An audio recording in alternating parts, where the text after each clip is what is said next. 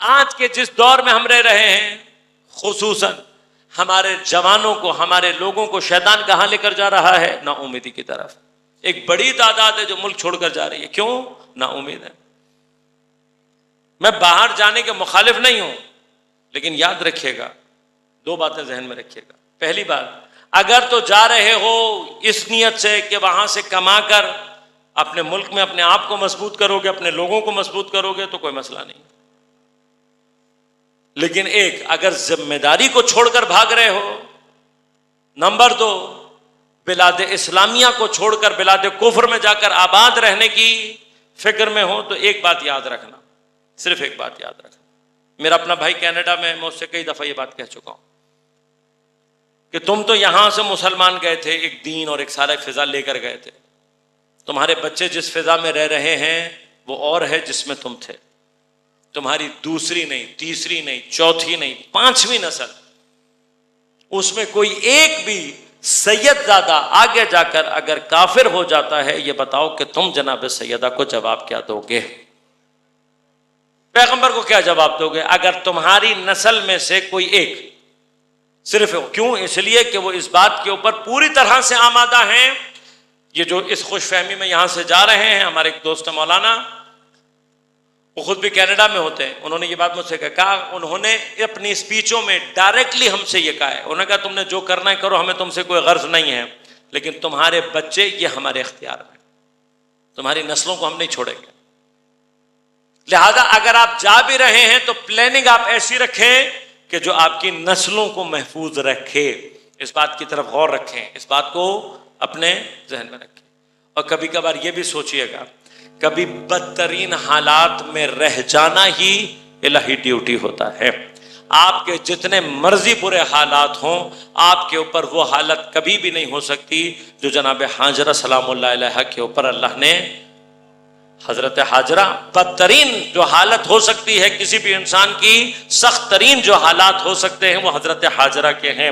اس سخت ترین حالت میں بھی جناب حاجرہ سلام اللہ علیہا چاہتی تو منع کر دیتی، روک سکتی تھی نا. حضرت ابراہیم کو کہتے مجھے کیوں چھوڑ کر جا رہے ہو، لیکن اگر یہ کہہ دیتی تو آج جناب حاجرہ اس منزل پر نہ ہوتی جس منزل پر پہنچ چکی ہیں. لہٰذا یہ یاد رکھیے گا، کبھی ہماری الہی ڈیوٹی کیا ہوتی ہے؟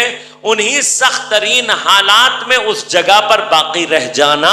کبھی ہمارا صرف باقی رہ جانا ہی ہماری الہی ڈیوٹی ہو سکتی ہے. لہذا عزیزان من، یاد رکھیے گا کہ پاکستان میں اس وقت جتنے یہ حالات پیش کیے جا رہے ہیں، یہ بجلی کو بل بڑھ رہے ہیں، یہ گیس مہنگی ہو رہی ہے، ابھی آنے والی ہے. آج کی جو نیوز ہے وہ یہ آ رہی ہے کہ آئی ایم ایف نے ابھی بجلی میں تو جہاں تک پہنچا دی کہانی، اب بہانے سے گیس مہنگا کرنے والی ہے. یہ جو مسلسل یہ شیطان، اور یہ جتنے بھی، چاہے وہ WHO ہو، چاہے UN ہو، چاہے IMF ہو، یہ اس وقت طاغوت اور شیطانی ادارے ہیں کہ جن کا کام ہی کیا، یہ کچھ نہیں کرنا چاہتے، یہ صرف لشکر امام زمان کی کمر توڑنا چاہتے ہیں. لیکن یہ جتنی مایوسی ایجاد کر رہے ہیں، اتنا اپنے خدا کے اوپر یقین اور اطمینان رکھنا. یاد رکھنا، یہ خدا کی چونکہ اسی مایوسی سے تو آزمانا ہے اللہ نے، انہی حالات سے تو ایمان کو آزمانا ہے. لیکن اس کی سنت یہ رہی ہے، جتنا باطل مضبوط ہو کر یہ سمجھ رہا ہوتا ہے کہ اب میں حق کا خاتمہ کرنے والا ہوں، اتنا خدا کی رحمت کا تقاضا شدید ہو جاتا ہے.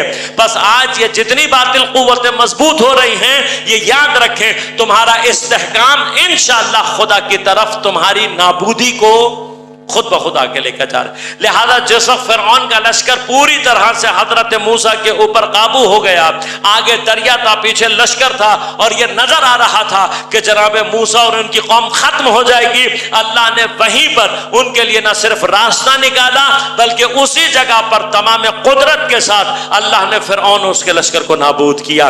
لہذا آج یہ جتنی بھی پاکستان میں جس بھی کلر اور جس بھی مختلف بیک گراؤنڈ کی اشرافیہ ہے، چاہے وہ اشرافیہ دینی اشرافیہ ہو، چاہے سیاسی اشرافیہ ہو، چاہے اسٹیبلشمنٹ ہو، چاہے بیوروکریسی ہو، چاہے کیپٹلسٹ ہو، یہ اچھی طرح سے سن لیں کہ تم نے یہ سارے لشکر جمع کر لیے ہیں اور تم اپنے حساب سے اس قدرت پر پہنچ چکے ہو کہ جہاں تمہیں لگ رہا ہے کہ تم آخری شکست دینے والے ہو، بس یاد رکھنا یہ تمہاری اپنی نامودی کی آخری خبر ہے.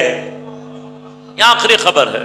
اور ہمارا اور آپ کا کام کیا ہے کہ جتنا یہ ہمیں مایوس کرتے جا رہے ہیں اتنی قدرت سے ہم اللہ کی رحمت کے اوپر اپنی امید کو قائم رکھیں اور ان کے سامنے کھڑے ہونے کی جرأت پیدا کریں. بس اللہ صرف اور صرف مومنین سے کیا چاہتا ہے کہ جب یہ حالات پیش آئیں سر جھکانے والے مت بننا, سر اٹھانے والے بن جانا. اور آج الحمدللہ پاکستان کی سرزمین پر امام کا لشکر کبھی پارا چنار سے سر اٹھا رہا ہے, کبھی گلگت و بلتستان سے اٹھا رہا ہے, اور انشاءاللہ اگر چاہا تو بلوچستان سے بھی اٹھائے گا, پنجاب سے بھی اٹھائے گا, سندھ سے بھی اٹھائے گا, کراچی سے بھی اٹھائے گا. اور بس یاد رکھ لینا ایک مرتبہ اگر پورے پاکستان کے مومنین نے ان ظالم اور فرعونوں کے سامنے سر اٹھا لیا, خدا یقیناً اس قوم کے لیے اس نجات کو فراہم کرے گا جس کا اس نے وعدہ کیا ہوا ہے.